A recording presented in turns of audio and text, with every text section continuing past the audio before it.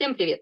We continue working with worksheets for specific cases, and last time we worked with a worksheet where we had prepositional and accusative case with the preposition v, and today we're gonna work with a similar worksheet, but we have preposition na instead. Okay, let's start. If you like it, please click like. If it's useful, drop a line. If you love it, hit subscribe. Like me, подпишись и комментарий напиши.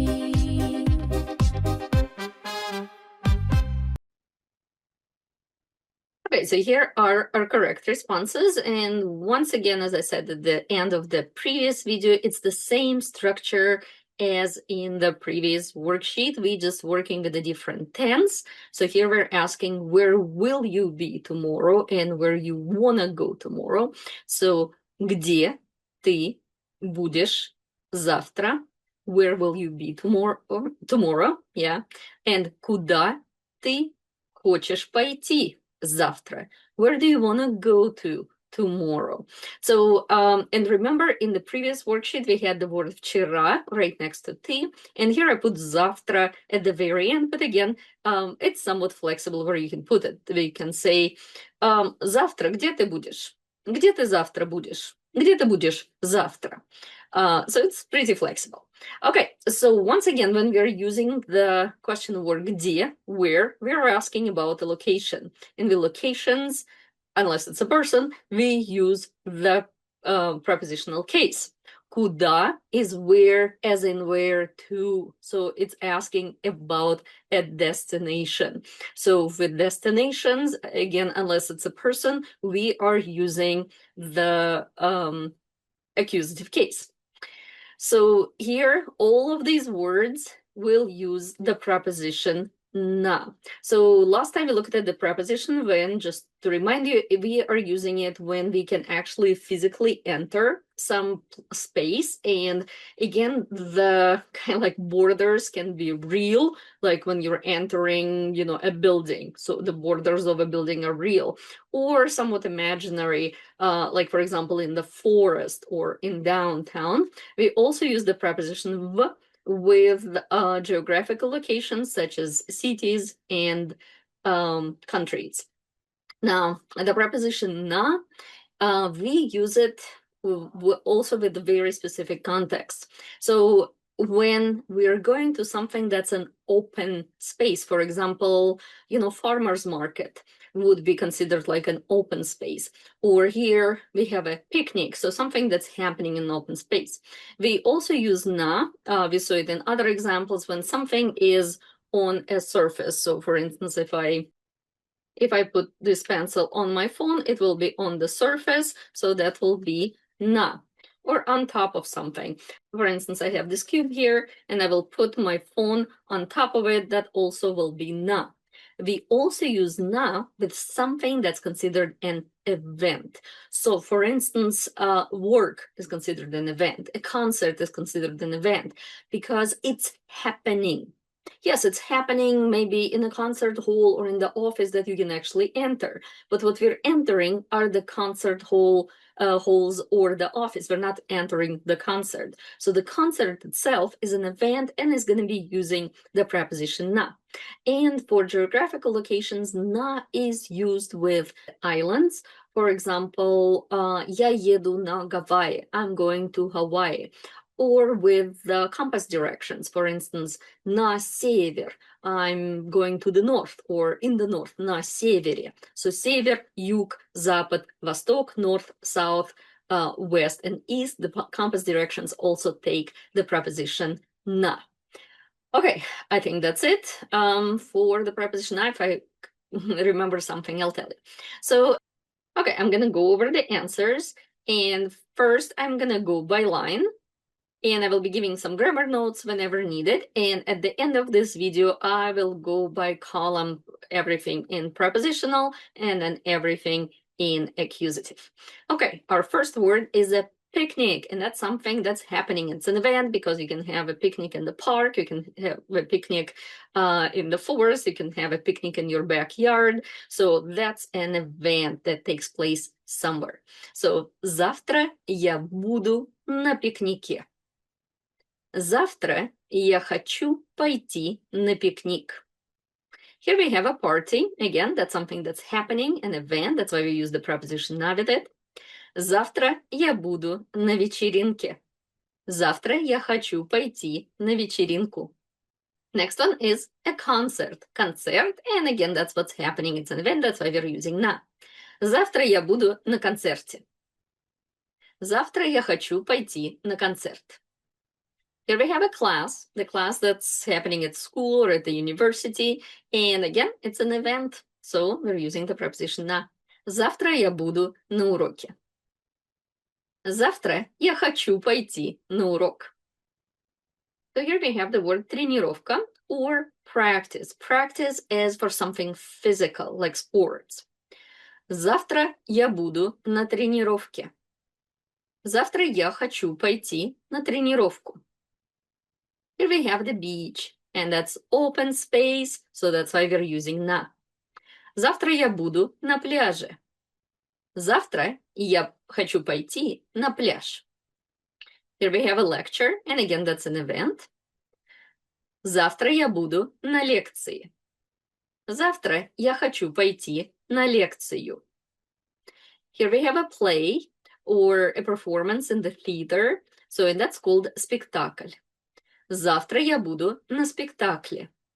Завтра я хочу пойти на спектакль. Here we have work, работа, again, something that's happening, an event. Завтра я буду на работе. Завтра я хочу пойти на работу. Said probably no one ever. No, of course not. I love my job. Okay. Here we have a date, a romantic date. So again, that's an event. That's why we're using на. Завтра я буду на свидании. Завтра я хочу пойти на свидание. Here we have a stadium, and even though it has borders, Russians consider it an open space, and that's why we use the preposition на with the word stadium. Завтра я буду на стадионе. Завтра я хочу пойти на стадион. And here we have rehearsal. If before we had practice, and as I said, this is not a rehearsal. This is really a physical or athletic practice or training. While rehearsal for anything that's connected with arts, that will be репетиция. So, завтра я буду на репетиции. Завтра я хочу пойти на репетицию. Okay, and now I'm going to read all of the prepositional forms one after another, and then all of the accusative forms one after another.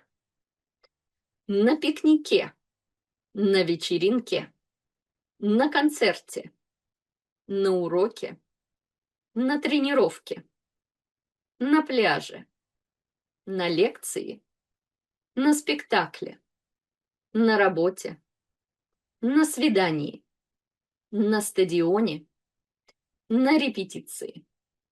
Now accusative. На пикник, на вечеринку, на концерт, на урок, на тренировку, на пляж, на лекцию, на спектакль, на работу, на свидание, на стадион, на репетицию. Okay, so we're done with this one. You actually can see that there is something at the bottom, and let me actually raise it up like that. And there's our next one too. So here we have ты завтра будешь на will you be at blah blah blah tomorrow. And here ты завтра пойдешь на will you go to this event on open space tomorrow. And this is a more natural question than to be asking, где ты будешь завтра, or куда ты хочешь пойти завтра, which are still the valid questions, grammatically and otherwise. But usually we're asking, hey, are you going to be at the rehearsal tomorrow? Are you going to be at work tomorrow? Are you going to go to your date tomorrow? So here I also give you some examples of the responses that you might have.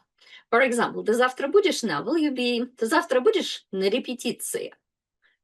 Обязательно буду. Обязательно буду на репетиции. 100%, for sure, definitely will be.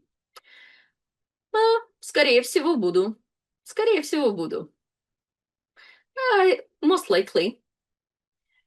And again, it can be used with either one. Ты завтра пойдешь на работу? Наверное, 50-50 chance. Maybe. Наверное, пойду. Ты завтра пойдешь на свидание? Low chance of that happening, so вряд ли. Вряд ли. And the last one is, let's say, ты завтра будешь на спектакле. Ты завтра пойдешь на спектакль? Точно не буду. Точно не пойду. Like, for sure I'm not gonna be there. For sure I'm not gonna go there. Out of all these options, only точно не requires a verb after it. So for all other ones, you can just say обязательно, скорее всего, наверное, вряд ли. And that would be enough, so you don't really need to say, вряд ли я пойду на работу завтра. But with точно не, you have to have the verb. For example, ты завтра будешь на стадионе? Нет, точно не буду. Например, or, for example, ты завтра пойдешь на лекцию? Ты завтра пойдешь на стадион? Точно не пойду. Точно не пойду. Okay, I hope that was useful. And here is already our next worksheet. Let me set it up. Okay, so that worksheet is called С чем чай будешь? And you probably remember that we had all these items in our very first worksheet several videos ago when we were looking at the что у тебя есть к чаю? What do we have that we can have tea with? And back then we were using all of these items in the nominative case because whatever you have is nominative. While here, this is the phrase more, hey, what do you want your tea with? And in Russian, after with, in that context, something with something, food with another food, we will be also using s plus instrumental case. So all of the forms here at the bottom are in the instrumental case, and all you need to do is to find the corresponding picture. Okay, I hope it was useful. And please add in the comments if you run into any problems tracking the change of the endings, and prepare for the next video by working with the worksheet. Okay, keep learning Russian. Пока-пока.